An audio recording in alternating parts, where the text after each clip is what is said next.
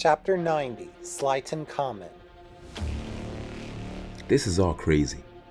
I knew Bomani was not very right in the head, but so much so that generations of his families had the same ideologies, and I did what caused all of this in an alternate timeline. Doesn't matter. What I really must do is keep my family safe. Slytunkhamen, the second, is in Asenath's arms, his mouth taped shut so he stops his whining. Something I'm powerless to stop because these comatose apes above me are just too strong and relentless. But with everyone held down, I don't see how we can escape. This could be the end. Now, says the oldest badger, the one they are apparently calling James, Sly Cooper, we will not grant you the privilege of witnessing our rise to power. Raccoons have no place in the world we are giving birth to. Of course they don't, Sly growls. So one of you guys are going to kill me? When I'm pinned down and unable to prove to you who's the better fighter? Well, no, not exactly. The younger badger laughs. We're not going to kill you. He walks over to Carmelita. She is. Sly and Carmelita both say, what? When the needle is shoved into Carmelita's shoulder. It must have hit a nerve or two because she screams as it's jabbed. No one says anything, not even the bad guys. We all end up watching us in horror, the others in amusement, as Carmelita fighting whatever that drop of liquid is doing to her. You think, she pants, that you can brainwash me? I'm proven to be very resistant to that. Oh, no, that's not it in the slightest, says the older badger, because we're not doing anything to you. We're not changing a thing. He says it in a mockingly soothing voice. Doesn't work for him. Just think about it, will you please? Right by you is Sly Cooper, the one who's a prideful lowlife. Carmelita grunts. I'm just asking you to think about all the pain he's caused you. How he refuses to listen to your point of view. How he scoffed at your childhood trauma. Carmelita ends up no longer squirming. She stops and seems to be thinking.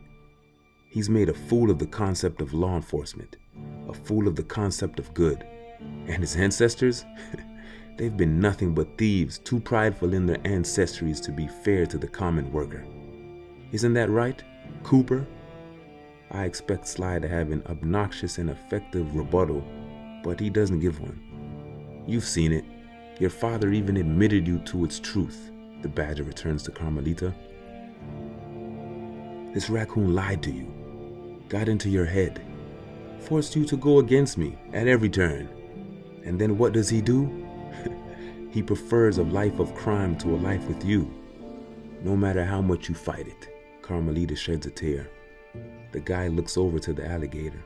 She does something with her fingers, and the guards get off of Carmelita, letting her go. I wasn't expecting them to do that. She drops to the floor, like she's dreaming. He continues speaking into her ear. Sly and the rest of his gang aren't heroes. They've convinced you they are, but they aren't. You keep letting Sly be free. You aren't a real cop, but you can prove you are. You can be the exemplary inspector you've been for a long time. Everyone in the police force looks up to you. Show us all. Show your grandmother that you will not let any criminals within your grasp keep hurting people. You let Sly and his gang go off the hook. Thousands of people in this lifetime will be more starving and angry because he kept on going in his thieving ways. Carmelita lightly gets up. She's breathing really hard. She looks more angry than I've ever seen someone in my life. She raises her head slowly and looks at Sly like he did something unspeakable to the person she cares about most in the world. Like if someone killed Asenath and they were right there below my gaze. Carmelita! Yells Bentley. What are you doing? Don't do it, yells Murray. You know that's not... The guards holding them down whack their heads on the ground and silence them. The other gang members try to stop this too, including Asenath and Peely. Carmelita doesn't seem to hear any of them. Carmelita, I hear Sly say lightly. No,